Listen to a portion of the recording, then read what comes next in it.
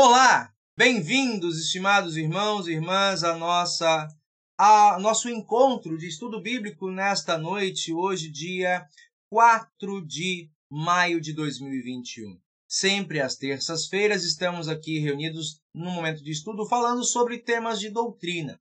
E continuamos a série das 95 teses para a Igreja hoje. Projeto proposto e publicado pela Juventude Evangélica Luterana do Brasil em celebração aos 95 anos da organização no ano anterior. E também lembrando aí as 95 teses no período da Reforma, as teses de Lutero. Não são necessariamente as mesmas teses, mas são propostas sobre a identidade cristã no século XXI. E hoje nós estaremos estudando as teses 86 e 87, falando sobre escatologia e a igreja cristã e a política. Nossa posição, nossa identificação e nossos posicionamentos como cristãos dos dois reinos. Nosso momento de estudo bíblico, sempre lembramos de fazê-lo na presença do nosso Deus e por isso começamos com um momento de oração. Em nome do Pai, do Filho e do Espírito Santo. Amém. Senhor Deus e Pai querido, graças te damos por estar nos acompanhando nesta noite, fazendo de nós cidadãos do teu reino, mas também, Senhor, ocupados com as coisas deste mundo, porque é o mundo da tua criação. Mundo que sofre muitas vezes da influência do pecado e que precisa, Senhor, da tua misericórdia para que não caia no caos. Usa cada um de nós, teus servos, com os dons que nos concedes, a fim de sermos colaboradores contigo para a ordem, para o bem-estar e que sejamos tuas testemunhas neste mundo antes que chegue o dia derradeiro, o tempo do Amém, onde nada mais poderá ser mudado. Em nome de teu amado Filho Jesus Cristo, nos acompanhe nesta noite e traga sobre nós a luz da tua palavra. Amém. Muito bem, aos que nos acompanham, deixa eu só organizar aqui minha tela. Com um pequeno delay. Nós queremos cantar o primeiro hino desta noite, número 89 do cancioneiro Celebrai ao Senhor. E aí convidamos o Mailer para nos conduzir esse momento de louvor.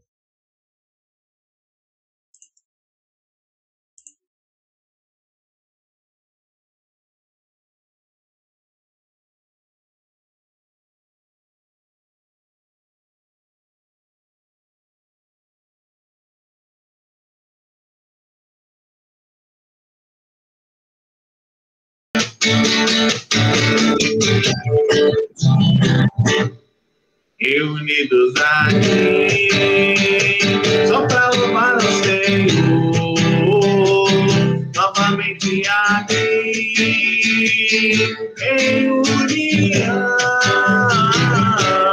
algo bom vai acontecer, algo bom Deus tem pra nós, reunidos aqui, só para louvar o Senhor. Jesus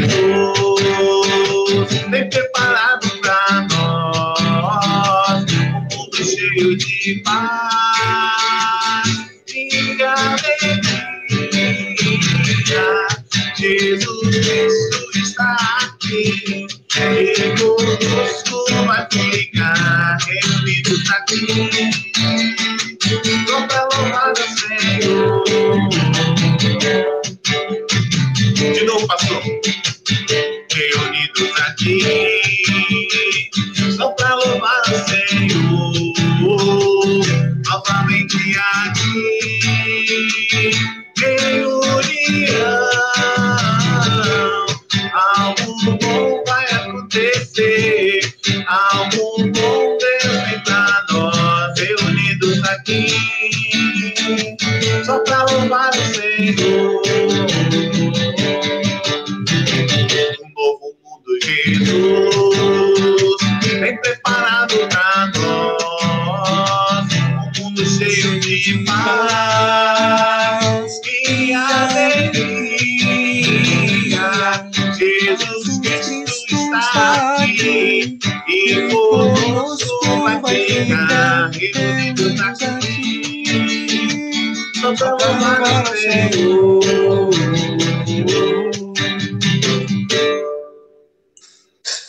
Muito obrigado, meu irmão, por essa canção. Deixa eu mudar aqui o nosso tipo de captura de áudio. Opa, tá mutado, tá mutado, tá mutado. Pronto. Captou? Espero que sim. Sim, tá captando. Tá bom. Nós hoje vamos continuar nosso estudo, então, na sequência, como eu trago aqui em nossa tela, a Igreja Cristã e a Política. Vou mudar aqui todo mundo, aparecendo ali. Quem quiser deixar a tela, quem quiser acompanhar. Nosso estudo, então, vai pegar a tese de número 86, como a gente tem aqui, para nós darmos uma olhada. Opa!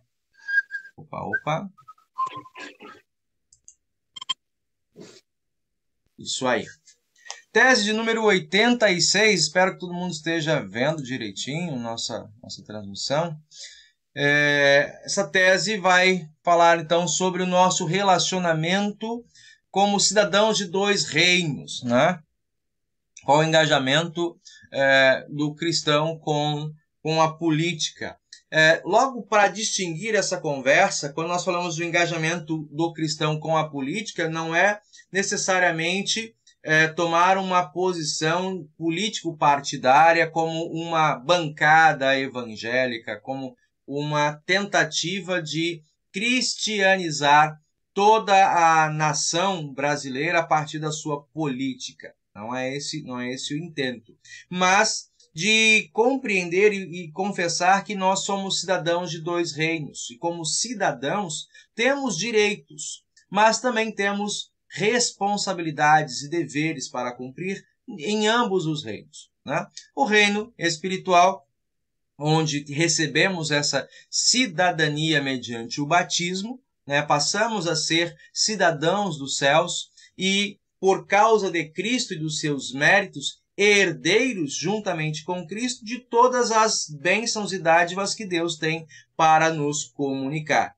Portanto, esse é o primeiro aspecto da nossa cidadania, né? Mas, como diz também o hino do 389 do Inário Luterano, né, nós estamos no mundo, dele não somos, mas aqui nós vivemos. E tudo aquilo que implica uma vida comum, né, viver aqui, é você estar relacionando-se com todas as competências da vida, né? Também isso de cuidarmos, olharmos uns pelos outros como cidadãos deste reino, né? Cidadãos não somos pessoas que caminham no mundo como fantasmas, né? Somos cidadãos desse reino também.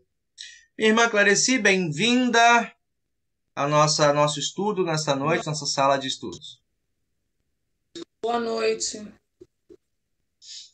Nós estamos falando então da tese número 86, né, do projeto dos jovens, e aí então vamos para o texto da tese. Diz assim: o nosso relacionamento com a política é de envolvimento e distanciamento, né?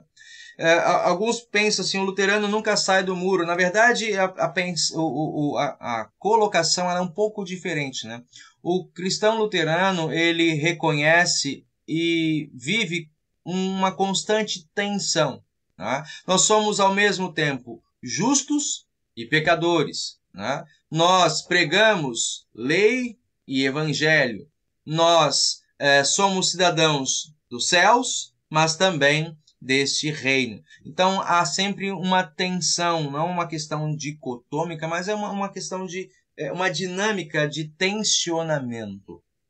Então aqui, com relação ao engajamento, né, com a política, nós temos aqui essa posição de envolvimento e distanciamento. Não devemos ser nem omissos, nem fanáticos, mas participar segundo a vocação. Olha essa palavra de novo, esse conceito, voltando a nosso debate, e a consciência de cada um. Entendemos nosso chamado e vocação são coisas que andam em paralelo, chamado a apoiar as múltiplas instâncias de liderança como instituídas por Deus. Né? Entender que as instituições, as organizações e os seus representantes não estão alienados da vontade divina, né? E não estamos no mundo aí estimulando a anarquia. Tá? Como Deus organiza tudo e procede, né? Estimula que haja ordem em todos os contextos de vida comum, também com relação à sociedade e às suas organizações. Então, continuando, entendemos o nosso chamado a apoiar as múltiplas instâncias de liderança como instituídas por Deus, ao mesmo tempo que, criticamente, julgamos as pessoas que estão ocupando-as e as decisões que tomam. E estamos preocupados com a idolatria, tanto de direita quanto de esquerda, que parece cada vez está mais crescente. Né? Então essa é em resumo, a posição que nós trazemos como identificação, como identidade cristã. Olhando os textos bíblicos, o primeiro deles, então, texto de Romanos, capítulo 13, versículos 1 a 7. Nós vamos olhar isso aqui, o apóstolo Paulo escrevendo, então, aos cristãos em Roma. Lembrando, a igreja, no primeiro século, era formada ali, quando Paulo escreve, por gregos e por hebreus, por judeus, né? E estavam sob o governo romano, que, em síntese, era um governo pagão e um governo que ele era avesso ao movimento da igreja cristã. A igreja foi perseguida, né? Mas, apesar disso, apesar da perseguição que o império impunha aos cristãos e a sua confissão, olha que interessante, né, a maneira como o apóstolo Paulo deixa o ensino, o estímulo para os cristãos no primeiro século. Começa ele dizendo: obedeçam às autoridades, todos vocês, pois nenhuma autoridade existe sem a permissão de Deus. E as que existem foram colocadas nos seus lugares por ele. Assim, quem se revolta contra as autoridades está se revoltando contra o que Deus ordenou. E os que agem desse modo serão condenados.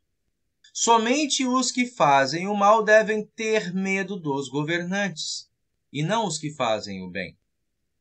Se você não quiser ter medo das autoridades, então faça o que é bom, e elas o elogiarão. Porque as autoridades estão a serviço de Deus para o bem de você. Mas se você faz o mal, então tenha medo, pois as autoridades, de fato, têm poder para castigar. Elas estão a serviço de Deus e trazem o castigo dele sobre os que fazem o mal. E é por isso que você deve obedecer às autoridades. Não somente por causa do castigo de Deus, mas também porque a sua consciência manda que você faça isso. É por isso também que vocês pagam impostos, pois quando as autoridades cumprem os seus deveres, eles ou elas estão a serviço de Deus. Portanto, paguem ao governo o que é devido. Paguem todos os impostos e respeitem e honrem as autoridades. Então, essa é a prescrição bíblica, orientação do apóstolo Paulo para um conjunto, para os cristãos, né, que estavam sob o governo, e um governo, diga-se de passagem, pagão, né, um governo que não tinha bons olhos sobre o cristianismo. Né? Como é que vocês enxergam isso aqui? Vamos voltar de novo os nossos olhos para a tese. Né? Como é que nós podemos olhar essa afirmação ligada a essa tese?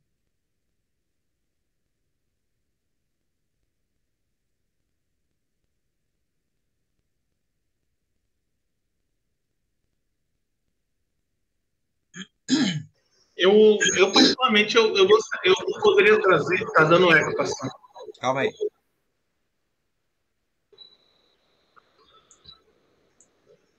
Semana passada a gente conversou, e daí eu trouxe uma questão de que, por exemplo, a questão dos pastores, né, quando tem que falar sobre política ou não.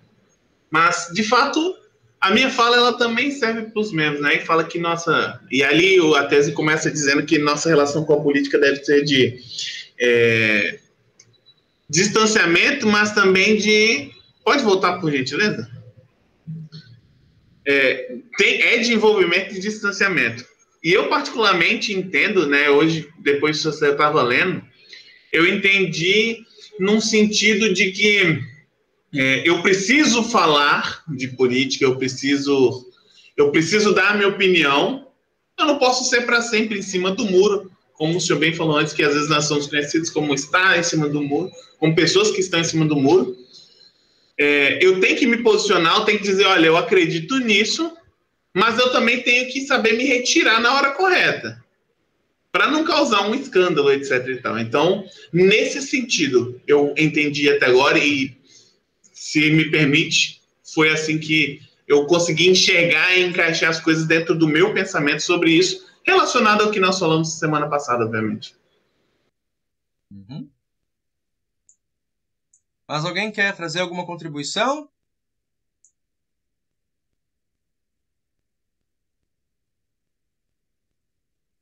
E aqui, pastor, desculpa, se tinha alguém para falar, me perdoe, só um minutinho.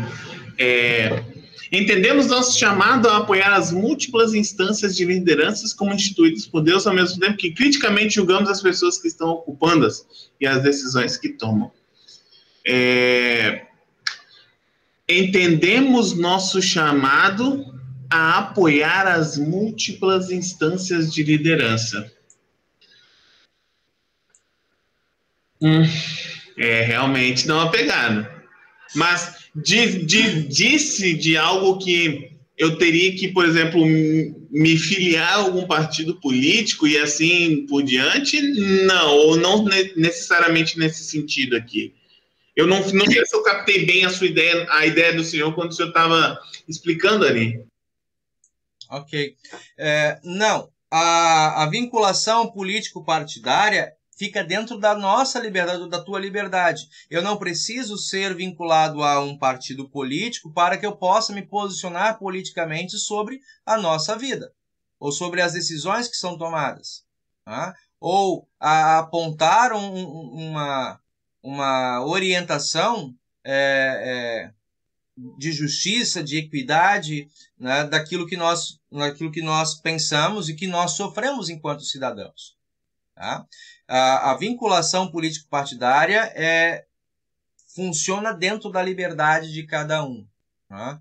Mas, agora, puxando para o nosso lado, eu, dentro da minha liberdade, me resguardo desse posicionamento, dessa função de me vincular a uma identificação político-partidária, porque isso me limitaria a ser um crítico do momento, né? De ser um crítico de coisas que eu vejo errada, que eu vejo que eu tenho de um determinado partido ou de uma determinada linha ideológica de um partido, né? Ele naturalmente já traz isso no próprio nome, né?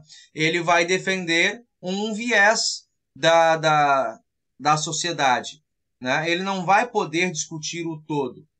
O bonito, o bom, né? O proveitoso de tudo isso é você ter diversos partidos que, nos seus prismas, né, do seu ponto de vista, discutem, propõem, trabalham, labutam para o melhor lugar para todo mundo.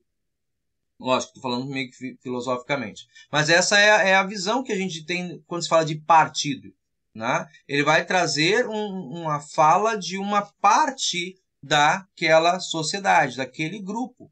Né? E juntamente com outras pessoas lá no parlamento, ou na Câmara de Vereadores, ou na Assembleia Legislativa, vão estar propondo, lançando leis, fazendo orçamentos, distribuindo rendas para atender a população como um todo, né? Esse é o ideal.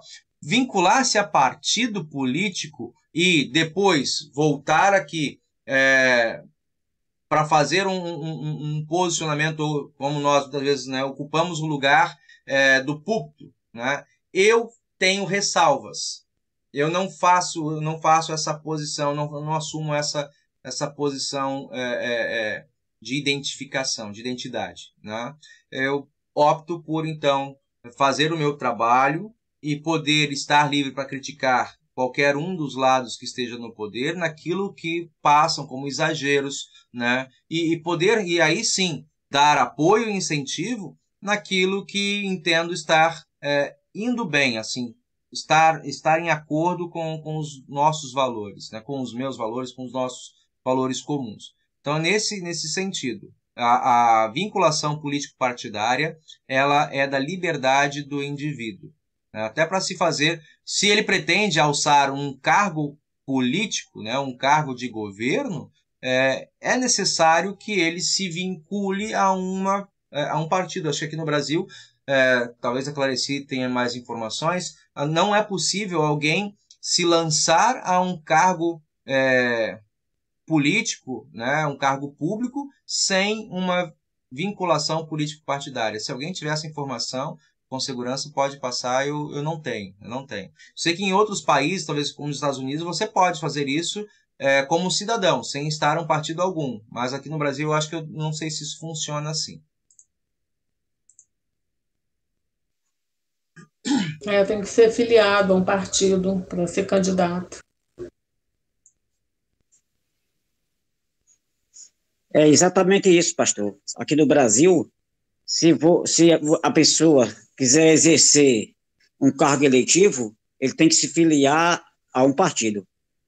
Partido A ou B, conforme aquele que a pessoa quiser. Ou seja, mais se identifica politicamente. É assim.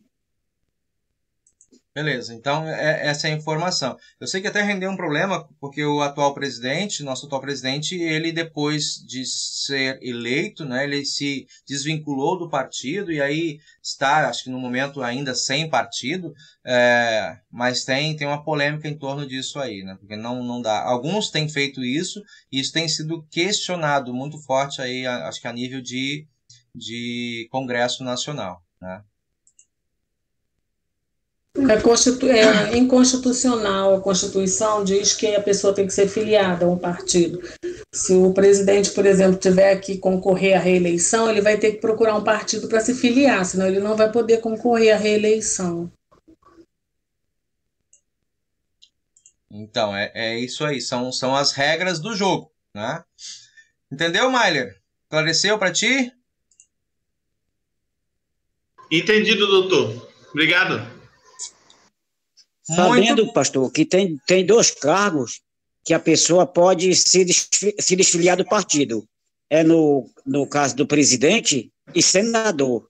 O senador pode ficar também sem partido por um tempo, que não tem problema nenhum, isso depois de ser eleito. Agora, se for querer ser reeleito novamente, tem que estar afiliado a um partido.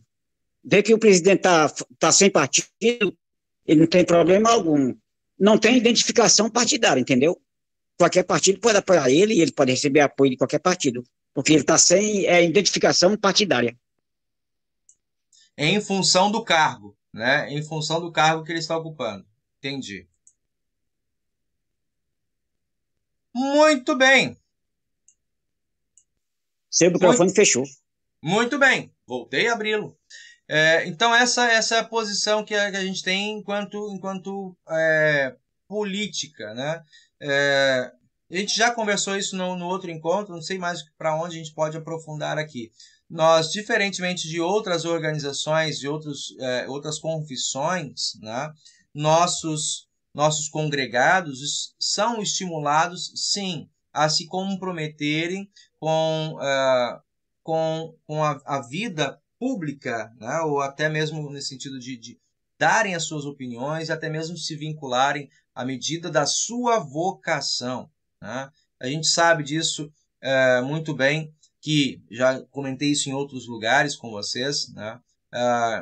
A nossa crítica aos que ocupam função, cargos de poder, ela é válida, mas também as nossas orações são necessárias, né? Não dá para nós sairmos ou fazermos uma crítica superficial, né, e dizer assim, não, isso jaz do maligno e pronto, né, só quem está lá governando é do mal. Não é nesse sentido, né? Há pessoas sérias e pessoas que precisam da nossa oração, da nossa atenção e da nossa fiscalização. Sim, porque é um lugar de muitas provocações, de muitas tentações, de corrupções que nós conhecemos como brasileiro. Isso já vem nas histórias, né, do nosso próprio país, na fundação do país, e conhecendo, né, o ser humano como nós conhecemos e afirmamos, ou seja, nós somos tendenciosos ao mal por conta do nosso pecado. Estando numa função de poder, onde o assédio também é muito grande, é importante que essa pessoa, se vai lá, está lá como um cristão, se ele tem as suas confissões de fé como cristão, que ele seja resguardado pela sua igreja, que ele seja protegido por Deus, né? E que nós oremos por essas pessoas, né? Nós atualmente temos alguns representantes da nossa igreja em cargos de projeção nacional, né? Não precisa dizer aqui quem necessariamente seja, acho que alguém depois quiser perguntar, a gente pode até responder, mas são pessoas assim que nós precisamos orar por eles, né? E que levam a sério. E até tem uma história assim de pessoas, de família, de pessoas muito comprometidas com a verdade, né? Comprometidas com o zelo, até de familiares, de uma ascendência familiar de pastores, né? Então, esses e outros, esse que pelo menos eu me lembro agora, né? Mas há outros aí em outros cargos também municipais, estaduais, e que nós precisamos lembrar e orar por cada um deles. Os que são da nossa confissão e também aqueles que não são. Esse é o ponto que está colocado aqui para nós, né?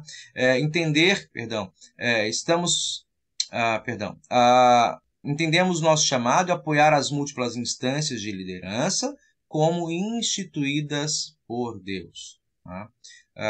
Se o governo, se a prefeitura, se o próprio Congresso ou a presidência, né, está agindo de maneira equivocada, que nós critiquemos, né, mas que não sejamos pessoas que vão propor a destituição de todo o poder, de toda a ordem. Isso é contrário à proposta e à nossa confissão, né, a proposta bíblica e a nossa confissão. Voltando aqui ao texto que o apóstolo Paulo traz, né, eu lembrei para vocês aqui o exemplo, deixa eu pegar aqui, não, anterior, aqui mesmo, aqui. O apóstolo Paulo, vamos de novo, né? Ele está falando para um contexto em que a igreja era, que a igreja era publicamente perseguida, né? Nós sabemos ali que lá nos anos 70, 65 a 70, houve aquela perseguição sob o governo de Nero, e com o incêndio na cidade de Roma, a culpa foi lançada sobre os cristãos, né? E era a justificativa necessária para Nero de perseguir, de matar publicamente os cristãos sem menor constrangimento e ainda com o apoio da opinião pública romana. E diante de um contexto desse, talvez em outras condições, em outras situações, a palavra de orientação de uma liderança religiosa seria essa, de, né, mobilizem-se, destruam, destituam do poder. E Paulo vai falar exatamente o contrário, né? Orem também por essas pessoas, tá? Porque somente através da ação de Deus é que pode haver mudança de consciência, tá? Então esse é o ponto e o grande desafio nosso como cristão. Por isso que é uma tensão, né? É uma grande tensão. E aqui tem uma outra colocação que ele traz, uma ideolatria, né? Esse é um problema. Esse é um problema. Estamos preocupados com a idolatria. O que é isso? Nós, de certa maneira, acredito que tenhamos tocado nesse assunto na última semana, né? Quando nós falamos dessa tensão, dessa polarização que nós temos vivido desde 2016, 2017 para cá, né? Ainda está presente. Então, toda essa energia bastante agressiva que tem se colocado ou tem sido trazida pelas redes sociais, pelos canais de TV, em que as pessoas muitas vezes acabam, e é isso que a gente falou, acabam confundindo opiniões, né? E em nome, digamos, da sua posição político-partidária, tem até se afastado da igreja ou tem atacado, agredido pastores, né? E aí tem o outro lado também, alguns pastores que têm se esquecido da sua responsabilidade e levado, por vezes, ao púlpito a sua posição político-partidária, né? Ou seja, a questão particular tornada pública, sendo ele alguém que é um representante público de uma esfera religiosa, né? Se a gente pode, não sei se você mesmo trouxe isso, Maília, se a gente pode, acha um lugar em que a gente possa estar desvinculado da instituição, eu posso dar a minha opinião, e ela pode ser contrária e preciso ser respeitado por causa disso, né, como cidadão. Agora, se eu confundo o meu lugar como cidadão, com o meu lugar como pastor, como líder religioso, né, e trago para cá esse meu discurso partidário, isso é uma confusão de tarefas e de responsabilidade vocacional. Aí sim é passível de crítica, e a Igreja Luterana tem o seu lugar, tem a comissão de ética em que essas coisas são tratadas também. Perdão, deu uma torcida sem querer. Mas isso é uma coisa interessante. Pai de uma amiga minha, muito amigo meu, assim. É mais amigo meu do que a filha dele, que é minha amiga há muitos anos. E a gente um dia estava conversando, ele se afastou da igreja. Por causa de problemas com o pastor, né? E assim, quando envolve problemas políticos, se um não der o... Deixa eu ligar minha câmera, né, para todo mundo ver. Mas se um não dá primeiro o braço a torcer, a coisa não volta ao normal, sabe? E aí a gente conversando, ele botou para mim, ele falou, mas ele extremamente de esquerda, assim, extremamente sentido de que vê e segue a coisa de esquerda mesmo, e eu tendo para o lado da direita, mas eu também sou um cara meio indefinido. Eu sou em cima do muro, apesar de tudo, mas eu me identifico mais com a direita. Enfim, nada contra, etc. E ele conversando, que lado você... Aí eu expliquei para ele, né? Falei, eu pendo mais para a direita. Ele, você é o primeiro cara de direita que entra na minha casa. Aí, enfim, aí fomos conversando, o pastor não entra mais na minha casa. Aí contou a história lá. Aí ele falou, mas eu não vou mais na igreja também. Aí é a hora que o Mailerzinho, terceiro anista, que não sabe de nada ainda, não sabe de nada, aí eu fui e falei com ele, mas, irmão, você está deixando de ir na igreja, deixando de tomar a Santa Ceia, deixando de receber o dom mais precioso que Jesus deixa para nós na Terra, por causa de política. Tudo bem, você não precisa ir naquela igreja se você tem um problema com o pastor. E óbvio que a sua chateação é com ele, e ele não veio falar com você, ele também está errado. Ele deveria vir, meu irmão, desculpa, perdão aí pelo acontecido, né? Principalmente quando é uma briga de internet.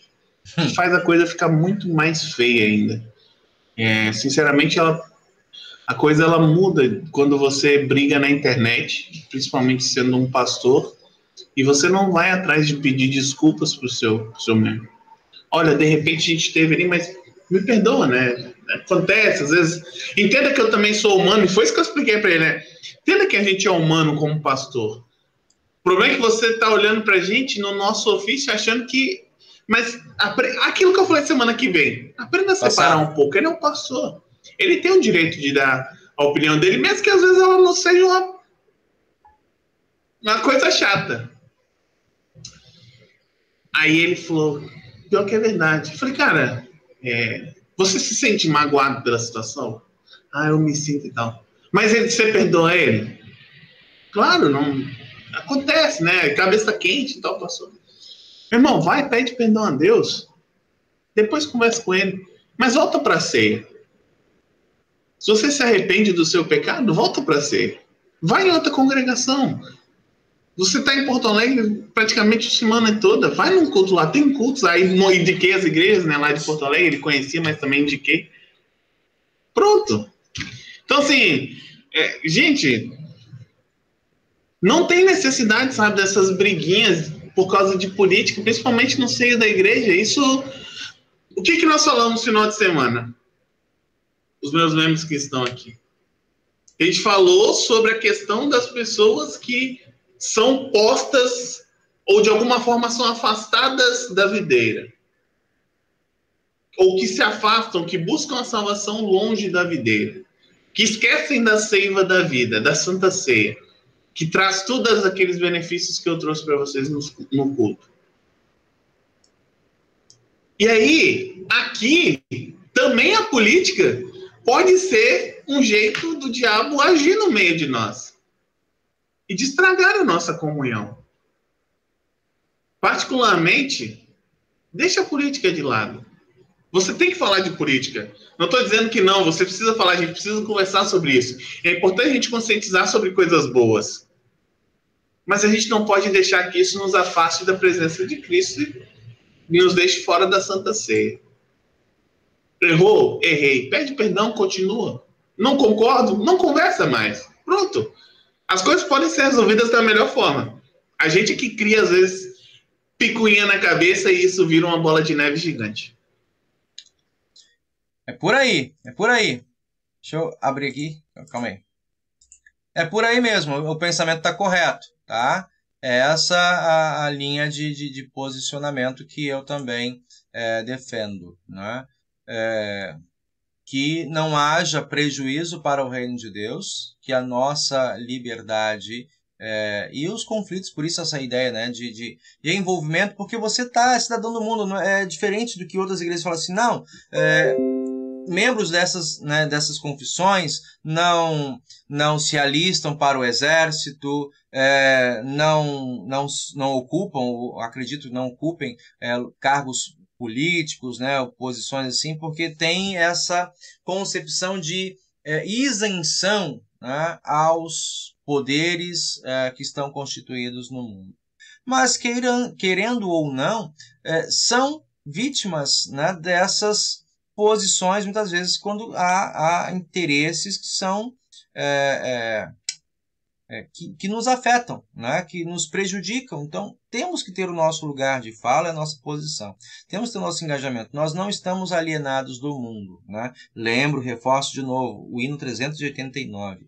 Aqui nós vivemos, né? Com caixa alta. Então, temos que viver, né? Engajar, não tem como. O nosso Senhor Jesus, sendo, né, Deus, ele veio aqui e viveu.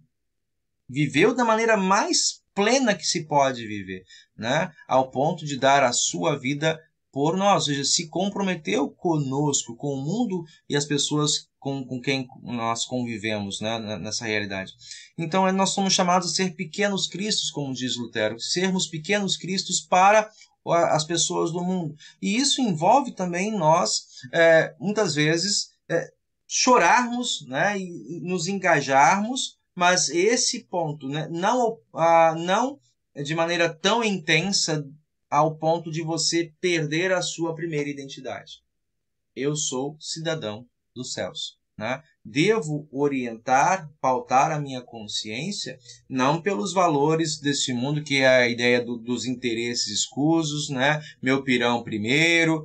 Né? Essa é a crítica, e por isso, de fato, também esse cuidado, que às vezes saber distinguir a justiça, né? É interessante ouvir pessoas que são cristãos sérios, que estão engajados com política, a necessidade de uma firmeza ética, de uma firmeza moral, para que não seja corrompido também em meio às mazelas e os troca-trocas que a gente sabe que existe nesse meio, né? É isso? Podemos avançar? O segundo texto? Deixa só eu completar, pastor. Eu dizer que isso não serve só para política. Serve para qualquer coisa ou outra na vida. Por exemplo, o caso mais nítido que eu tenho agora é a minha relação com o Beto, com o Luiz e com o Newton. 2 flamenguistas e um gremista. Eu não gosto de nenhum dos 2 times. E aí aqui, ó, não devemos ser omissos e nem fanáticos. Eu converso com eles sobre o time, eu sei o quanto eles gostam e sou fanático pelos times deles, mas nós não discutimos. Imagine se eu e esses 3 caras que estão linha de frente comigo, me ajudando, se a gente discutisse por causa disso e parasse de se falar. A gente pode falar de tudo, a gente pode ter uma relação amigável. O Beto tá aí, a gente brinca, ele me zoa do Vasco, eu brinco com ele do Flamengo, e a gente tá tudo bem. Só que a gente não pode ser fanático e estragar uma amizade linda, frutífera, por causa de uma simples banalidade. Ainda mais quando se trata de política e depois de futebol. Não precisa. Né? A gente segue firme e tá tudo certo. A gente só não aceita o Botafogo.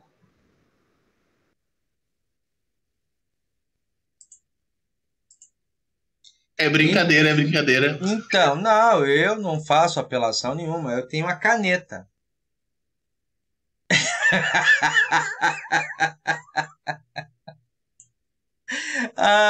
Segue então nossa conversa, nosso estudo. Então, gente, voltando aqui, mas isso é positivo mesmo, né? Ser sadio na conversa. E interessante, se eu só puxar aqui que me lembrei, a própria questão lá na igreja de Corinto. Tá? Me lembro quando o apóstolo Paulo, na carta aos Coríntios, ele começa ali na primeira carta, lembrando que havia uma polêmica muito séria por grupos partidários, não era nem questão política, mas era uma questão partidária, de grupos que ficavam discutindo entre si quem tinha a primazia dos melhores dons, né? Quem tinha a nobreza ou os dons mais nobres, né? E Paulo fala assim, olha, é bom que haja entre vocês essa multiplicidade, ele não usa essa palavra, mas essa multiplicidade, tá? O problema, entretanto, está na maneira como vocês usam, porque não estão usando os seus dons e as suas particularidades, nas suas qualidades e preferências, né, a serviço do corpo, a serviço, digamos, do grupo maior da igreja, né? Não estão usando essas características em amor. Por isso que ele vai chegar lá em 1 Coríntios 13 e vai falar o maior de todos os dons, né, é o amor. Porque o amor está nisso, de você, se necessário, até mesmo por um breve momento, você se anula em amor, em interesse de aproximar, de acolher, de integrar o próximo ao corpo. Né? Não a minha, necessariamente, a minha visão política ou as minhas qualidades, as minhas preferências, mas é ao corpo. É nesse sentido que ele vai dizer, elogiar.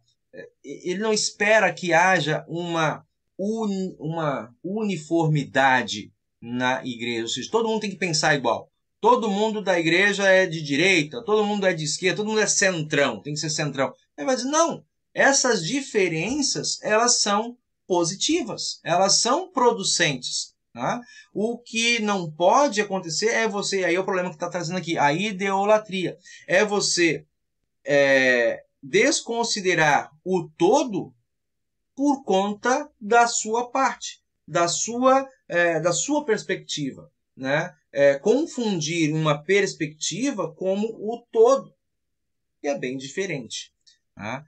Então, só para esse acréscimo aqui. Olhando, então, agora ao segundo texto que nós temos, que é João, né? João 18, 36. Diz assim para nós, Jesus respondeu, o meu reino não é deste mundo. Se o meu reino fosse deste mundo, os meus seguidores lutariam para não deixar que eu fosse entregue aos líderes judeus. Mas o fato é que o meu reino não é deste mundo. O que nós podemos entender dessa fala? Repetindo, esse texto foi estudado na semana anterior, né? E o contexto histórico, Jesus está no palácio, né? No palácio do governo, com Pôncio Pilatos. Essa fala é com Pôncio Pilatos. E Pôncio Pilatos fala, né? Tu és rei, eles te trazem aqui e te acusam, né, de sedição como rei. Está se autoproclamando rei, e isso era de fato um motivo para Pilatos acolher aquela denúncia dos judeus, porque fora, né, era um acordo que havia, as questões de ordem política, o Império Romano não botava a mão, eles não se engajavam, não se envolviam. Problemas políticos, problemas religiosos, resolvam entre vocês, é da religião de vocês.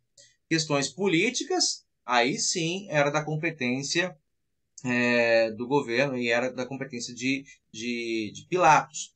Então, eles levantaram essa acusação, dizendo, olha, ele está dizendo que é rei, né? Nós só conhecemos um rei, que é César.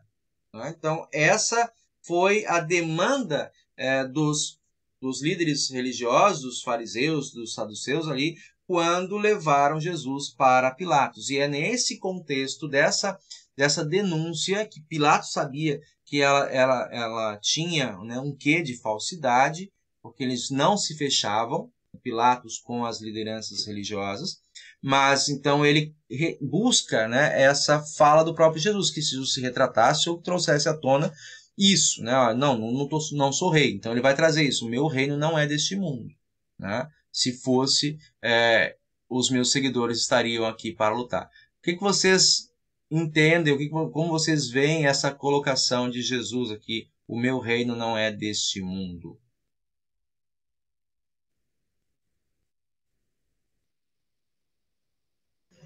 Acho que, nossa, eu tô falando demais, eu nem deveria estar falando, mas eu acho que aqui é uma clara distinção entre as duas mãos, né?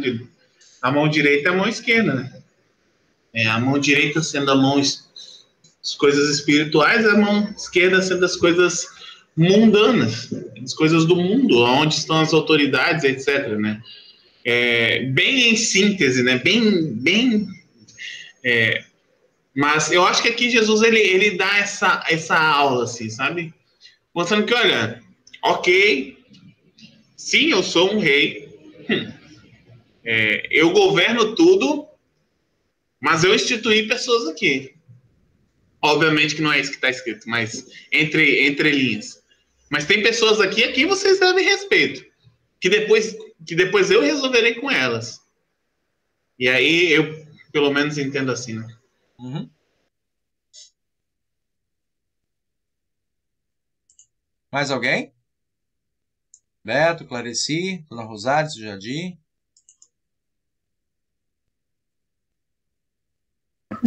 Entendo que esse mundo, né, é passageiro, né? Nós aqui estamos de passagem, então o que Cristo não veio apenas para esse mundo, ele veio para a eternidade. Então o reino dele não é aqui, porque o reino dele é eterno. Se fosse para este mundo, teria um fim, né? Um momento em que tudo se acaba. Entendo que o reino dele é um reino atemporal, um reino além daqui, né? Além da matéria. É um reino espiritual, que é o reino eterno, né? Então, pastor, estão me ouvindo? Sim.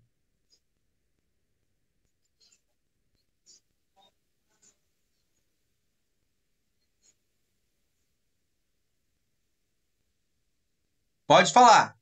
Pode Nós falar. Estamos ouvindo.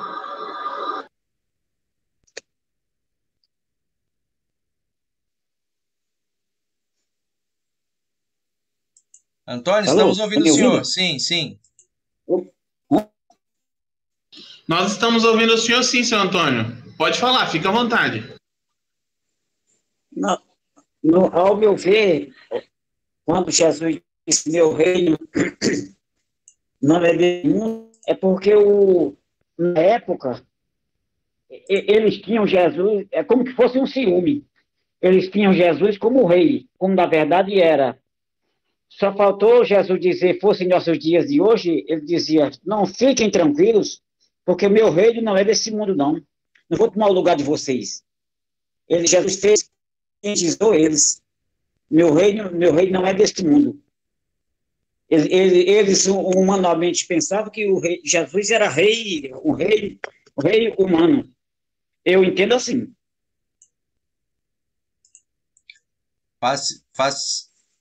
Faz sentido sim, seu Antônio. É exatamente isso. E aí tem uma outra, né, uma outra consideração, ou seja, Jesus, como a Clarice já colocou, não é um reino passageiro, né, que ligado às mazelas, que também é um reino temporário, é um reino eterno, e tem uma questão do propósito. Ele, enquanto rei, ele não nega a sua majestade divina nesse ponto, mas ele não a exalta. E a gente entende isso, tem um propósito, né, uma questão prática. Jesus não se exaltar enquanto majestade divina até a sua ressurreição, né, porque ele aqui ele está cumprindo o papel de substituto e servo. Então, é o momento dele, embora seja rei, né, se anular para assumir, para levar à frente, né, levar a cabo a sua tarefa como nosso substituto e nosso substituto, né, o nosso Salvador.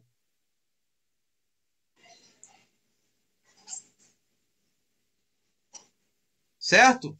Sim, muito bem. Então vamos seguir. Tese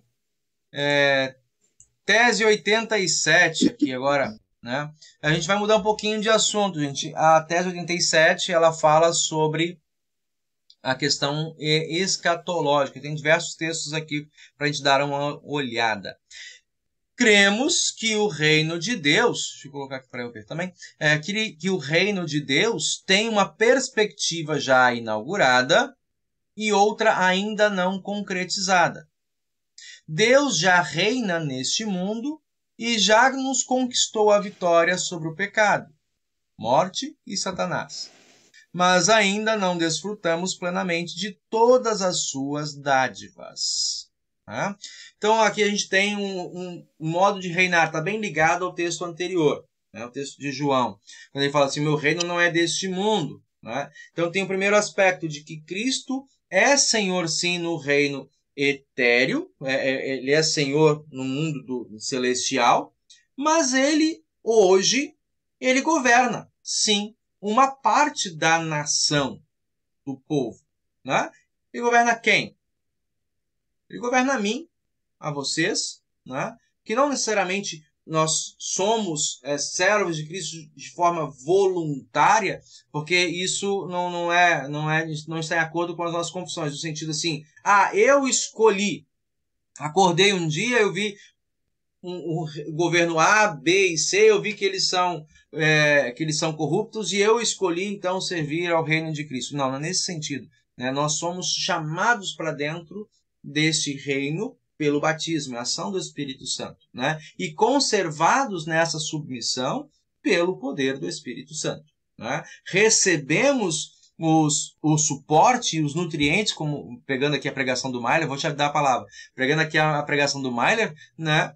Mediante os meios de graça que o Senhor nos oferece. Então, nós estamos sob os meios de Deus, né, submissos à sua vontade e ao seu governo. Ele é o nosso Senhor e o nosso Salvador. Por isso, parte da humanidade está sob esse governo de Cristo. Né? Outra parte ainda não.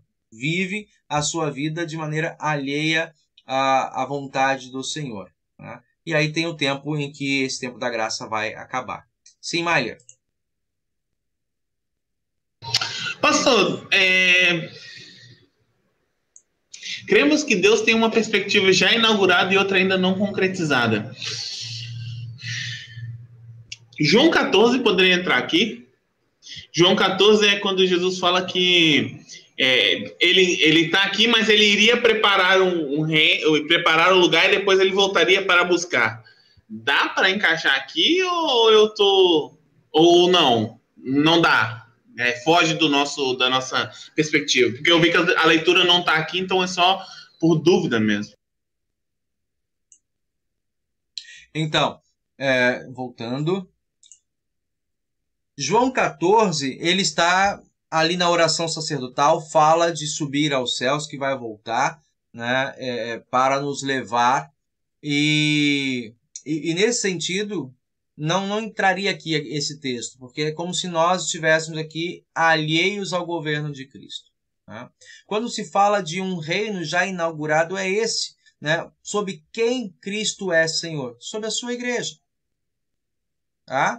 Ele é Senhor e governa a vida daqueles que lhe estão submissos pelo chamado, através do batismo. Né? Por servir, e aí esse ponto, pela nossa vontade, pela nossa vontade, se eu tenho um partido, se eu tenho um governo corrupto, que eu vou orar para quê? Para que caia fogo do céu e que consuma tudo de uma vez. Né? Vou pensando aqui como os discípulos lá, João e Tiago, né? Manda fogo do céu porque eles não estão junto com a gente. Né? Ao que Jesus repreendeu a eles lá. Talvez essa nossa vontade, talvez fosse a vontade da igreja no primeiro século, talvez fosse a vontade do Paulo lá, quando ele fala assim, o bem que eu quero não faço, mas o mal que eu não quero esse faço.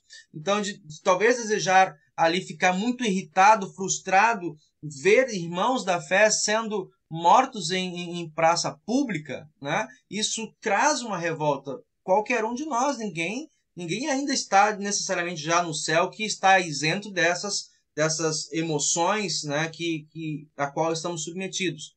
Contudo, o Paulo vai dizer para nós ali, olha, respeitem as autoridades. É bater no velho homem e dizer assim, caraca, e se mandasse fogo? Né? Mas não, orem para que haja ordem, para que seja colocado a consciência, né, nesse governante, naquele governo, de modo que haja essa compreensão de equidade, de partilha entre todos. Então, esse é o ponto. A igreja, quando nós somos estimulados, então, pela palavra a orar pelas autoridades e fazemos isso, né, a nos comprometer ainda com este mundo, porque esse mundo não foi esquecido pelo Senhor, ou seja, ele sofre as consequências do pecado e há pessoas que se administram e assumem e orientam a sua vida fora desta ética, desta orientação cristã, dessa orientação bíblica. Né? Então, nós que somos, né, pertencemos a este reino, né, a família, a igreja de Cristo, nós estamos aqui e precisamos, então, tomar uma postura que muitas vezes vou abrir a palavra do seu Antônio, vai contra essa nossa vontade inicial. Tá? Por isso, ele governa sobre nossas vidas. Esse é o ponto. Seu Antônio, por favor.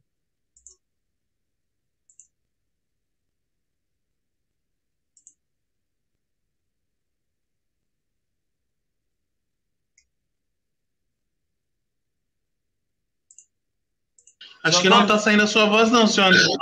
Está mutado.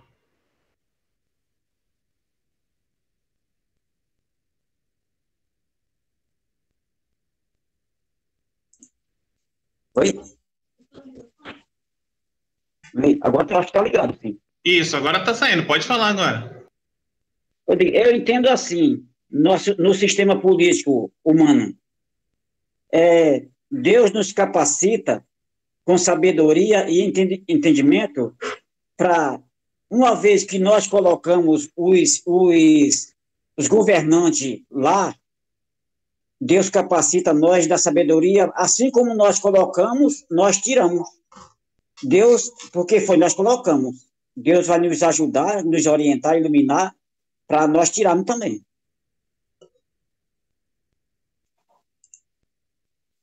Sim. Dentro, esse que é o ponto. Dentro, pela orientação bíblica, existem mecanismos para isso. Existem ferramentas democráticas, né, civilizatórias, ou seja, desse nosso nosso país, nosso governo, existem ferramentas para fazer isso, né? Paulo aqui não está estimulando a luta armada de se levantar e derrubar o poder em nome de uma nova ordem político-religiosa. Ele não está estimulando isso. Existem ferramentas para fazê-lo, né? Dentro da ordem, dentro do que é justo, né? E sem desmerecer as autoridades. As pessoas são passíveis de crítica, né? A função de autoridade, não. Tá? E aí vocês já trouxeram, de certa maneira, isso. Quando o senhor falou assim há pouco, hoje o presidente ou o senador, ele, uma vez que ele esteja lá, ele não é mais um político partidário, ele é um representante da nação, né? Se ele não atende isso, ele é criticado, ele precisa ser admoestado para que tenha esse olhar mais amplo. Tá? Mas o lugar que ele ocupa, ele tem que entender e governar para todos, e não para o seu partido, né? Para o seu pequeno grupo que o colocou lá.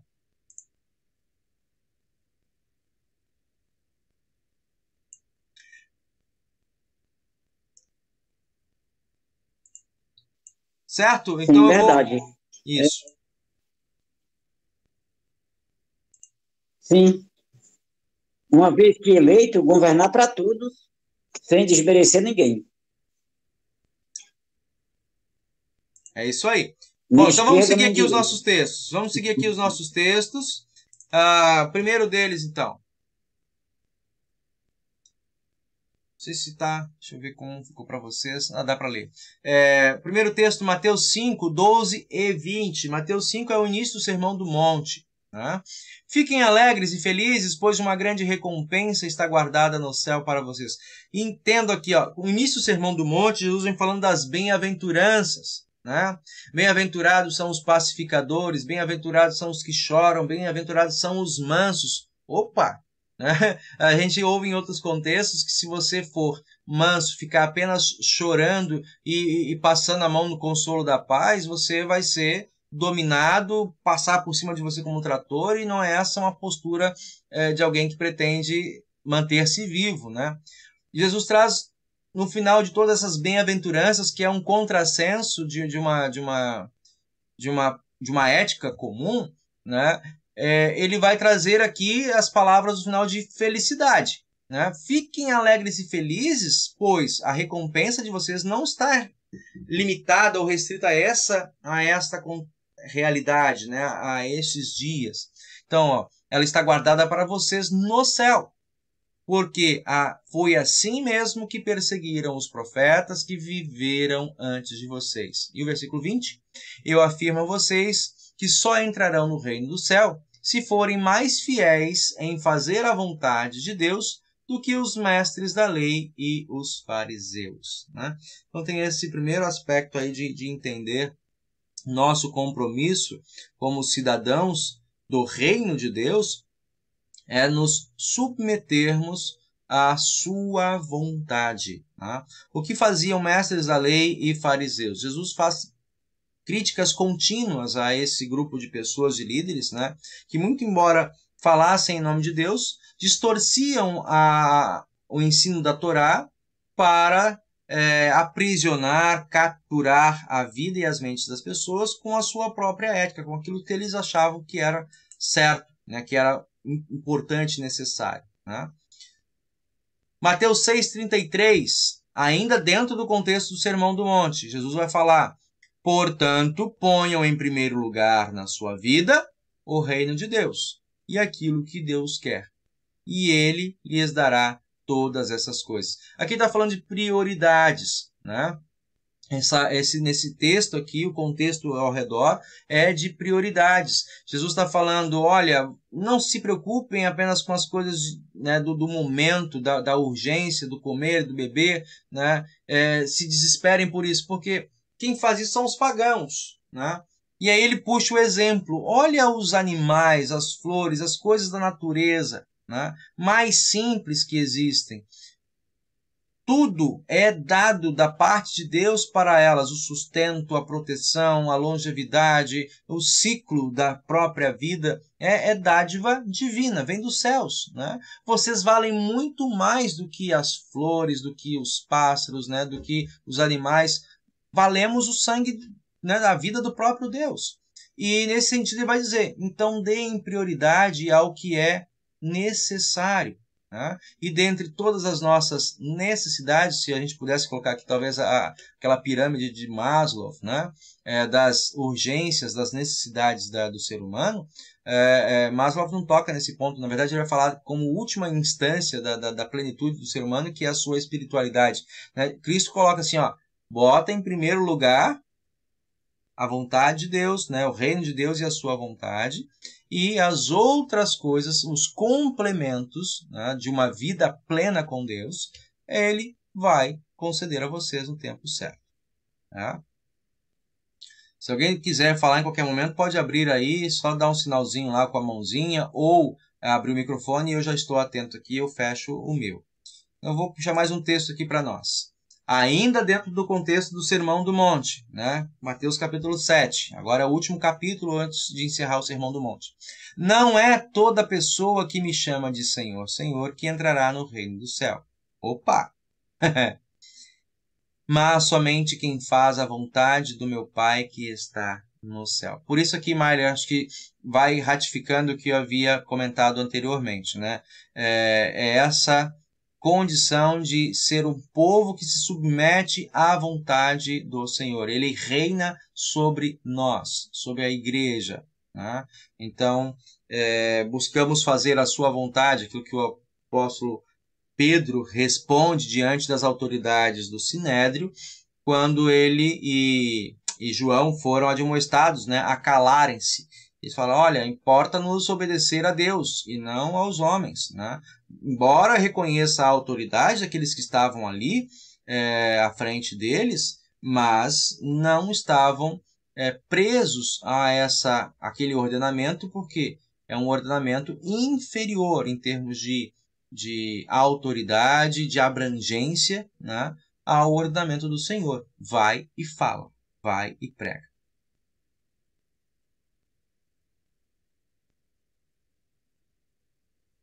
Certo? Podem abrir a qualquer momento, gente. Mateus 18, 3. Aqui já saltou, é um outro contexto, né? Mas ainda assim, Jesus afirma, eu afirmo a vocês que isto é verdade. Se vocês não mudarem de vida e não ficarem iguais às crianças, nunca entrarão no reino dos céus. Tá? Aqui é o momento em que Jesus está dando uma lição para os seus próprios discípulos e as pessoas que estavam ali em redor, falando dessa importante habilidade das crianças que os adultos, de certo modo, estavam perdendo, né, ou haviam perdido esse modo de entrar no reino dos céus. Alguém gostaria já me ouviu falar sobre isso, né? O que as crianças têm, que Jesus exalta aqui nas crianças, como uma admoestação aos adultos. Lembrando, para o contexto da época, as crianças não eram valorizadas, não havia o ECA, né? Não havia um estatuto da criança, da adolescente que valorizasse enquanto indivíduos, enquanto cidadãos, né? Eles estavam ali e eram, digamos, um mal necessário, né? Era uma tolerância que se valia. Os mestres, de fato, né, os grandes estudiosos, os mestres, não gostavam de investir o seu tempo nas crianças. Né? E Jesus, pelo contrário, ele não apenas gostava de estar próximo delas, mas ele estimula, ele admoesta os adultos para que aprendessem com as crianças um modo de vida adequado, né, como um cidadão do reino dos céus. Mayla, quer falar? Não é a ingenuidade e não é a... não sei como é que é a outra palavra que diz, acho que é ingenuidade mesmo, mas eu já ouvi o pastor lá no seminário falarem isso. Mas é a inocência dela. Não, não é inocente. Criança não é tão inocente assim. Criança é arteira, brinca, pula, se estrepa toda, rasga os braços, se você deixar ela enfia a cabeça dentro do vaso e nem sabe como é que colocou lá. Mas eu gostaria que o senhor falasse, eu realmente não lembro qual é o outro aspecto assim, que ele traz, né? Eu vi isso lá no primeiro ano, então longínquos 4 anos já se foram. Uhum. Alguém mais gostaria de trazer? Já me ouviu? Lembra? Traz alguma coisa assim de memória? Eu? Pode falar, seu Antônio. Pode falar, seu Antônio. Eu acredito que quando Jesus falou, falou que os discípulos e nós, qualquer um que segue ele, se não se fizer como uma criança, é na simplicidade, pelo lado humilde da criança. Que a criança, eu discordo um pouco do Marley, ela é inocente, sim. Até certa idade, ela é totalmente inocente. Pode ter alguma sabedoriazinha de criança, mas ela continua inocente até certa idade, 7 anos, depois de 7 anos em diante, começa a mudar. Então, eu acredito que Jesus ensinou para os discípulos, pedindo para eles ser como a criança, na simplicidade e na humildade da criança. Certo, Zé Antônio. Entre simplicidade e inocência, eu considero como 2 características diferentes. Né? Acho que não apenas eu, mas assim, aqui colocando, classificar inocência com simplicidade. E aí a primeira parte eu concordo com o senhor, as crianças são simples, né? A gente se torna adulto e começa a se tornar um pouco mais complexo nas nossas relações, nossos sentimentos e as nossas afetividades, né? E é por conta dessa complexidade que nós vamos agregando à nossa vida, os nossos relacionamentos, que Jesus admoesta. Olha, é bom que vocês aprendam com as crianças, voltem a ser simples, né? Certa vez, quanto à inocência, deixa eu já fechar esse ponto, quanto à inocência, aquele que é isento de culpa, né?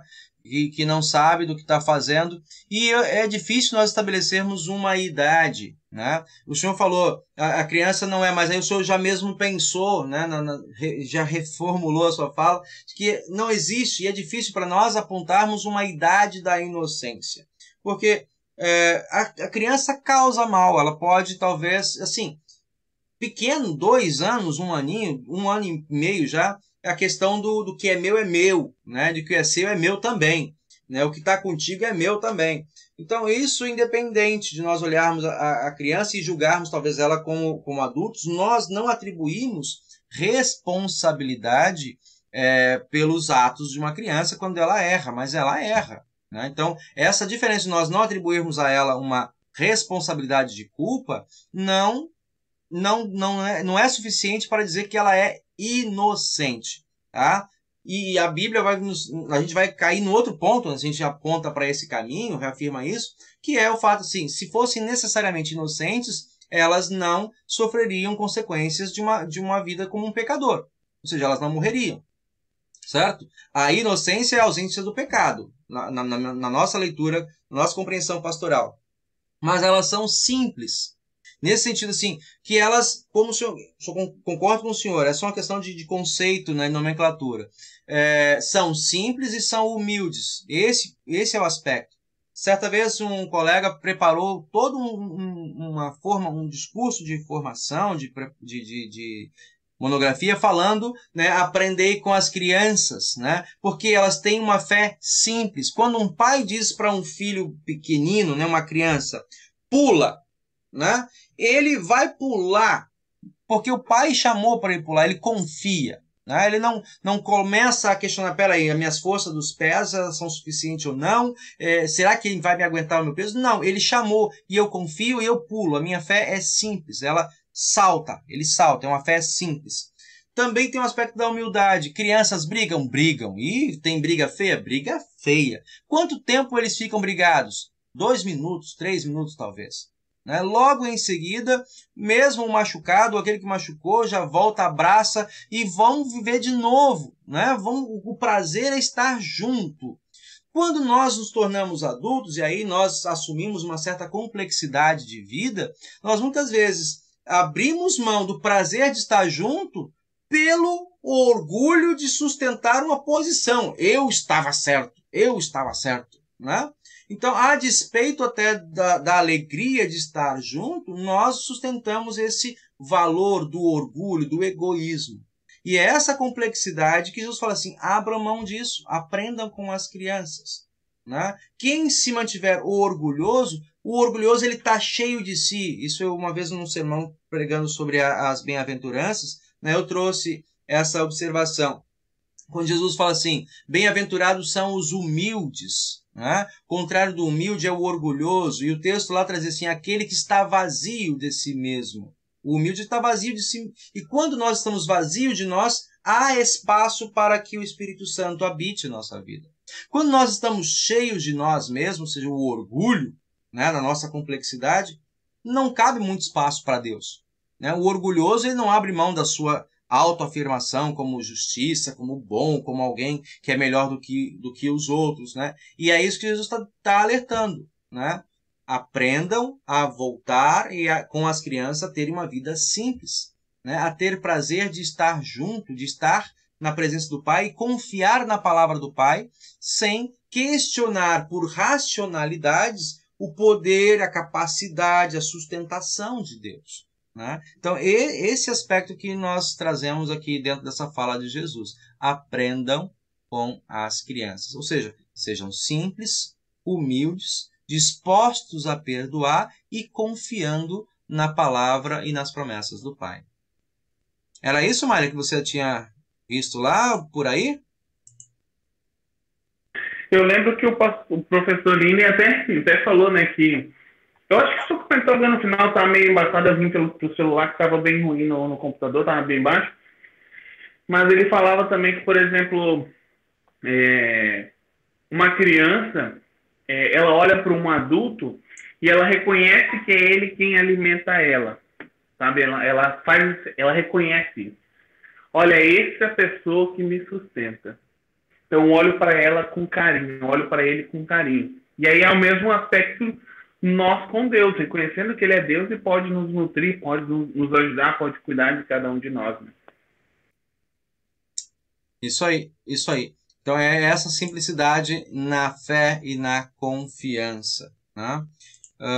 Continuando aqui, olhando mais um texto, Mateus 19, agora Mateus 19, 23 e 24 diz assim, então Jesus disse, de fato vocês beberão o cálice que eu vou beber, mas eu não tenho o direito de escolher quem vai sentar à minha direita e à minha esquerda, pois foi meu Pai quem preparou esses lugares e Ele os dará a quem quiser. Quando os outros 10 discípulos ouviram isso, ficaram zangados com os 2 irmãos. Né? Eu acho que a temática aqui da escolha, né, que a gente está falando sobre submissão e recompensa, né? Essa aqui, eu vou dizer o texto bíblico, né? Qual é o contexto bíblico, como eu sempre faço aqui com vocês. Aqui é a fala dos 2 irmãos, Tiago e João. Se eu não me engano, Marcos traz a colocação de que, não, é Mateus, que a mãe deles vem interceder por eles, né? Jesus, arrume um lugar aos meus filhos quando vier no seu reino.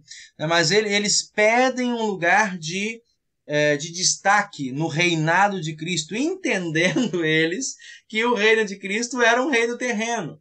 Tá? Eles vão numa perspectiva e Jesus responde para eles numa outra dimensão, numa outra perspectiva. Então eles querem um lugar de destaque como ministros. Né? Seria talvez aí o ministro da Fazenda, o ministro da Casa Civil, um lugar de destaque ao lado de Jesus, de modo que eles tivessem proeminência, responsabilidades e reconhecimento diante dos seus pares, né, dos seus colegas. Alguns comentaristas trazem essa inferência de que os outros 10 ficaram com raiva, né? Ali diz o texto, né? Os outros 10 ouviram isso e ficaram zangados com os 2 irmãos. Né? Alguns até tentam dizer assim, poxa, ficaram zangados porque assim, por que eu não tive essa ideia antes, né? Por que eu não fui lá falar antes do que eles, né? Olha só que camarada que foi logo na frente. Mas entender assim, esse é o tempo histórico, o contexto, né, bíblico, em que essas coisas acontecem, que esse pedido é colocado diante de Jesus. E Jesus traz a sua palavra. A resposta para eles é: vocês beberão do cálice que eu vou beber, né, mas eu não tenho o direito de escolher quem vai sentar à minha direita ou à minha esquerda, né? Isso são as recompensas. Primeiro, pelo fato de sermos servos de Cristo, seus discípulos, né? Aqui ele está alertando qual é o cálice que Jesus estava para beber. O sofrimento, a perseguição, né? A morte. Por sermos servos de Cristo, e ele fala isso claramente, né? Estamos à mercê, ou, né, digamos, propensos, essa é a palavra, estamos propensos a ser perseguidos e mortos por causa da nossa fé, né? Como o apóstolo Pedro e o apóstolo João, né? Entre obedecer a Deus e obedecer aos homens, o que importa? Obedecer a Deus. Né? Por quê? Porque ele tem poder tanto para ferir o nosso corpo, quanto também para definir o destino da nossa alma.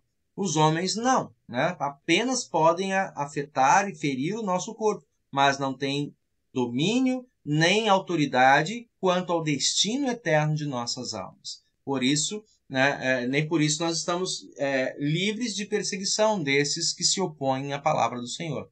Quanto à recompensa, Jesus está dizendo aqui, olha, vocês estarão, né, o lugar de destaque, o lugar de honra, não me compete.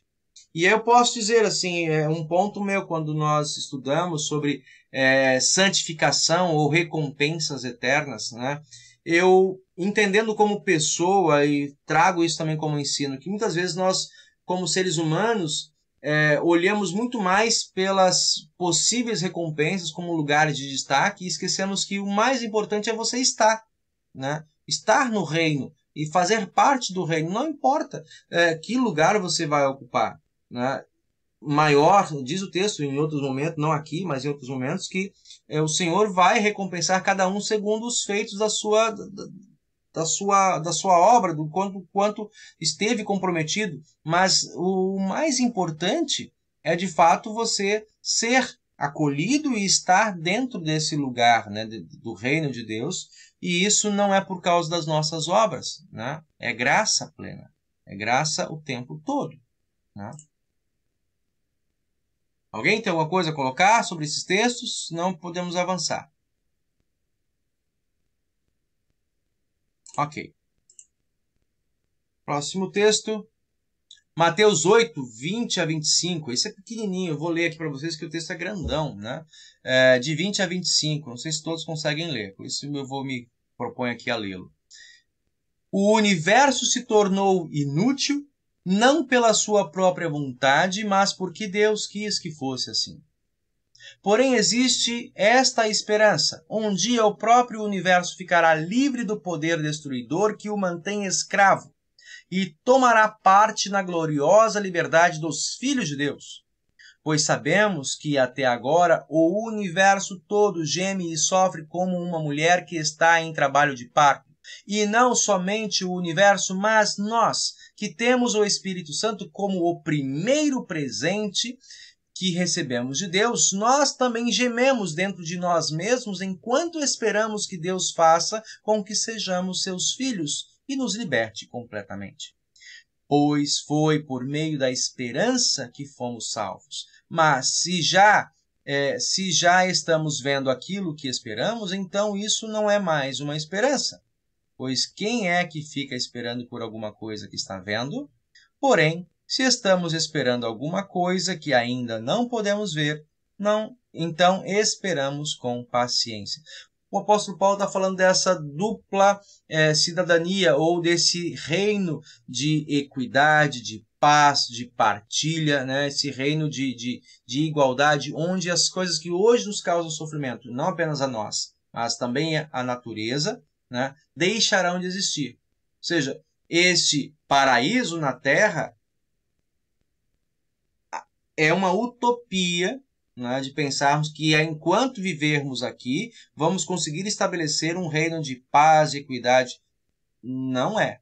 A Bíblia não aponta isso, ela não sustenta esse posicionamento, né, como alguns cristãos defendem, propõem, discutem a ideia de restaurar o reino de Israel, ou como se Israel, como pátria, como nacionalidade, né, como espaço territorial, pudesse de novo reunir e estabelecer um reino messiânico, né? Não, a Bíblia não sustenta isso.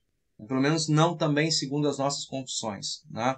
Paulo aqui nesse texto está dizendo claramente, há uma esperança de um reino de paz, de justiça e de igualdade. E isso somente quando Cristo estabelecer o seu dia derradeiro, né? Ou enquanto nós estivermos sob o seu reino celeste, né? Ou seja, por enquanto, no céu. Mas ele vai estabelecer esse reino em que nós participaremos, desfrutaremos em espírito e em corpo.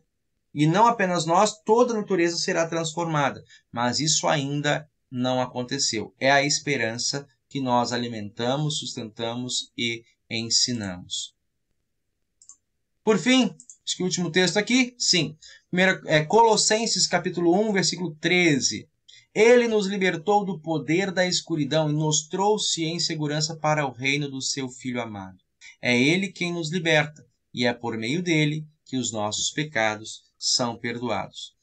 Finalizando então esse ponto, como nós havíamos colocado, Mailer, né, na expectativa do céu que vai estar, né, desse céu que vai ser instaurado na nova vida, o novo céu e nova terra que Jesus afirma, né? Aqui sim poderíamos chegar perto desse ponto que você trouxe de de João 14, né?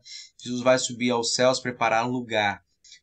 Mas ele já nos lembra com essas palavras aqui de Colossenses que o governo e o senhorio em nossa vida já começa aqui. Tem a sua plenitude no céu, nessa nova casa, mas ele já tem o seu início, sua inauguração aqui, né, nos nossos dias. É isso? Alguém tem algum comentário a colocar aqui no nosso texto? Seu Antônio. Mailer, acho que caiu lá a conexão dele. Dona Rosária, Dona Clareci. Beto. Muito ativo, todo.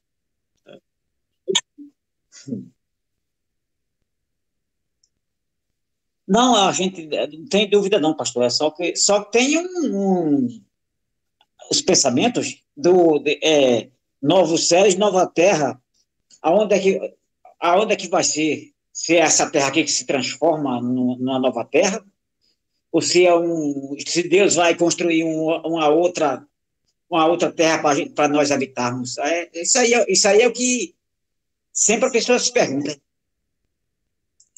Você ouviu? Ouvi sim, Antônio, ouvi sim. Essa é uma curiosidade, acho que assim, abre um outro campo de estudo para nós aqui refletirmos, mas particularmente, e olhando por alguns textos que eu posso dizer de memória, como o próprio apóstolo Paulo afirma, né, a natureza, o universo como está, ele também é vítima, ele também sofre as consequências da maldade. Aí tem todo um estudo ecológico, né, do ambiente que nós vivemos e como esse ambiente é degradado pela ação humana, as respostas da natureza, na verdade seria um gemido, né, para essa restauração final. E aí tem a palavra que é importante, restauração, voltar à origem, né? Ou seja, não é uma natureza ou uma criação que será eliminada para que se faça uma nova criação, né? O que os textos nos apontam é de uma restauração da natureza, do universo, à sua originalidade. Ou seja, não é um novo céu, uma nova terra, pelo menos é o que me dá a entender. Eu teria que aprofundar um pouquinho mais para trazer isso com segurança para vocês. Mas, assim, o que me induz os textos até aqui, que a gente já viu, é que a partir dessa própria criação, uma restauração à sua originalidade. o que hoje contamina a natureza, que hoje contamina a vida humana, é o pecado, é uma mancha, né? Ele não pertence à originalidade criada por Deus. Então, isso está sendo expurgado, já foi expurgado em parte, mas ainda vai ser tirado, eliminado plenamente no dia derradeiro, o dia do julgamento. Tá? Então, quando se fala de novo céu e nova terra, não é uma criação a partir do nada. Essa é a minha posição confessional que trago a partir dos textos e alguns outros aspectos. Mas é um outro estudo, é um estudo que vai amplo para a gente poder entender isso melhor. Eu gosto de compartilhar isso com vocês.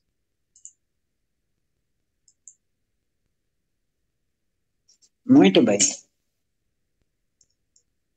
Ok. Então chegamos ao final. Chegamos ao final do nosso estudo e eu convido o Mailer, então, para cantar para nós um hino 147 para encerrarmos, então. O hino 147, Estamos no Mundo, né? O hino que nós falamos já mais cedo.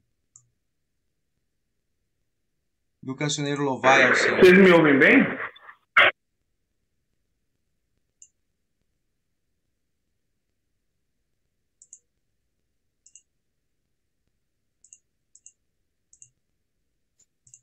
Sim, estamos ouvindo.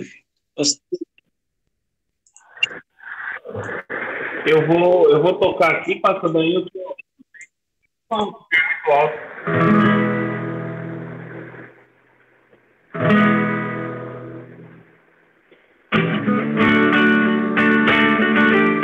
Pode abrir a câmera?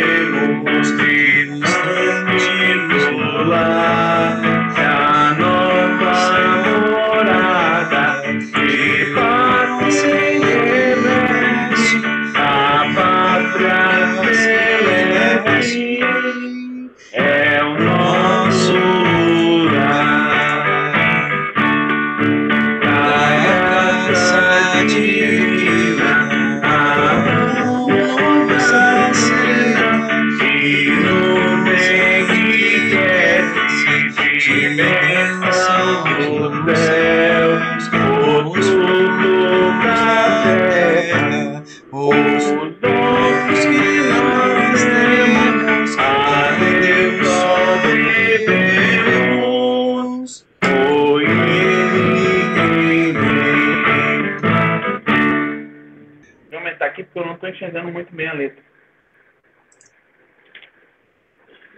O tempo lentando, a vida transforma, se os dias são breves e vão ao vapor, com eles passamos.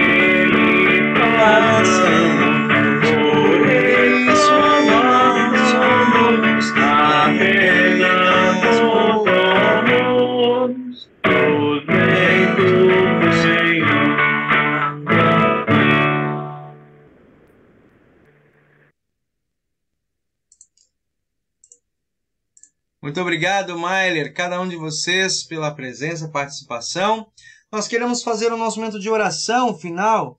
Hoje, então, lembramos o aniversário da Cristine Barbosa, filha da Cristina e do Roberto, membros de Campos Elíseos. Mais algum outro pedido, agradecimento, uma ação de graças? Agora que eu já concluí, eu acho que eu gostaria de ter a minha vida pelo Espírito Santo, e tudo ocorre bem na viagem.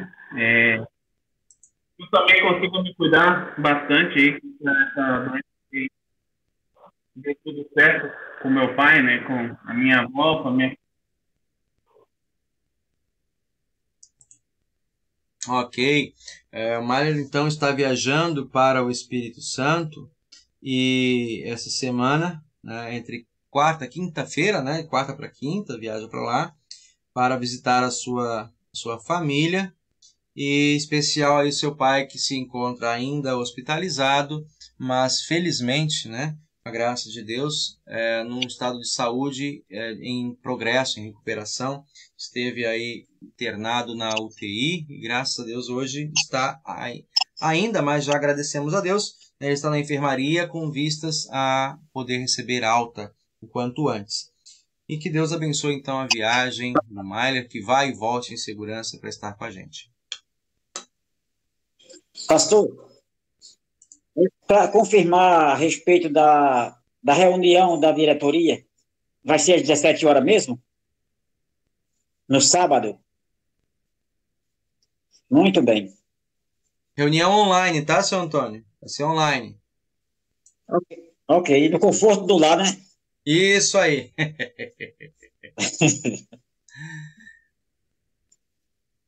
Mais algum pedido de oração, meus irmãos?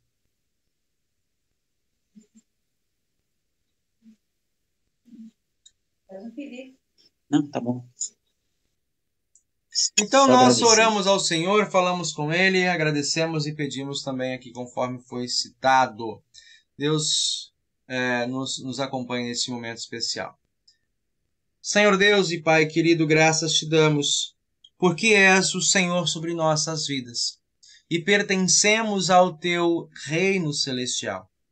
Pedimos perdão, porque muitas vezes, sendo súditos do teu reino, optamos por seguir as nossas vidas, nossas decisões, que muitas vezes trazem sobre nós, aqueles que estão ao nosso redor, sofrimento, tristeza e preocupações. Perdão, Senhor. Acolha nossa vida, acolha as nossas súplicas e nos ajude a cumprir o bom exercício da fé cristã, orando também pelas nossas autoridades, orando também, Senhor Deus, pelos governantes, orando também, Senhor Deus, pelas pessoas deste mundo em ações e assuntos que os governantes não têm domínio, não têm o controle, mas tu, Senhor, como o Criador, o mantenedor e doador da vida, tem sim o controle sobre todas as coisas e nós suplicamos a tua misericórdia pela vida das pessoas do nosso mundo, pela vida das pessoas ao nosso redor, Senhor Deus, sejam eles nossos amigos ou até mesmo desconhecidos, são importantes e necessários a ti. E por estas vidas nós clamamos. Permita, Pai querido, que nós, como teu corpo, aqui no mundo, a tua igreja, também cumpramos aquilo que é próprio da nossa existência, nosso propósito e que o mundo não é capaz de oferecer. Ou seja, apontar os olhos das pessoas para a cruz de Cristo como fonte e segurança de sua salvação e vida contigo na eternidade. Ajuda-nos a fazer isso, Senhor, com o teu Santo Espírito em nós. Capacita-nos com dons, com essa disponibilidade, com esse desprendimento de sairmos da nossa zona de conforto e estarmos, Senhor, ao lado daqueles que choram e estarmos, Senhor, também junto com aqueles que passam por dificuldades maiores. Senhor Deus e Pai querido, nós te louvamos e agradecemos pelo presente da vida que se renova, de modo especial pelos aniversariantes dessa semana, e hoje aqui lembramos a vida da Cristine Barbosa. Fica com ela, Senhor, a sua família, conceda-lhe neste novo ano também sabedoria, crescimento físico e espiritual diante de Ti, e que na sua vocação, Pai, ela possa continuar compartilhando o Teu Evangelho na faculdade, nos seus trabalhos, na sua vida como filha, como mãe, como serva cristã, Senhor Deus e Pai. Também colocamos diante de Ti, Senhor Deus, a vida e a segurança na viagem do Mailer e todos aqueles que estão, Senhor, se deslocando neste momento pelas rodovias, pelas viagens aéreas e náuticas. Fica com os pilotos, aqueles que estão dirigindo esses meios de transporte e cujas vidas também estão sob suas responsabilidades. Esteja com eles, auxilie-os na condução, ao Mailer, que vai ao Espírito Santo também, tanto a sua viagem em segurança para ir, quanto o seu retorno, e que possa cumprir o seu propósito de encontrar-se com seus familiares, de compartilhar com eles os seus momentos de experiência e convívio aqui conosco, e que traga, Senhor, junto de si boas histórias e alegrias de encontro também com seu Pai e a plena recuperação do Senhor Jotenir. Tudo isso, Pai querido, entregamos em Tuas mãos e agradecemos em nome de Cristo Jesus, o nosso Senhor e o nosso Salvador, de quem aprendemos a orar com alegria, dizendo: Pai nosso que estás nos céus, santificado seja o Teu nome, venha o Teu reino, seja feita a Tua vontade, assim na terra como no céu. O pão nosso de cada dia nos dá hoje, e perdoa-nos as nossas dívidas, assim como nós também perdoamos aos nossos devedores. Não nos deixes cair em tentação, mas livra-nos do mal. Pois Teu é o reino, o poder e a glória para sempre. Amém. Recebam todos a bênção do Senhor. O Senhor vos abençoe e vos guarde. O Senhor faça resplandecer o seu rosto sobre vós e tenha misericórdia de vós. O Senhor sobre vós levante o seu rosto e vos dê a paz. Amém.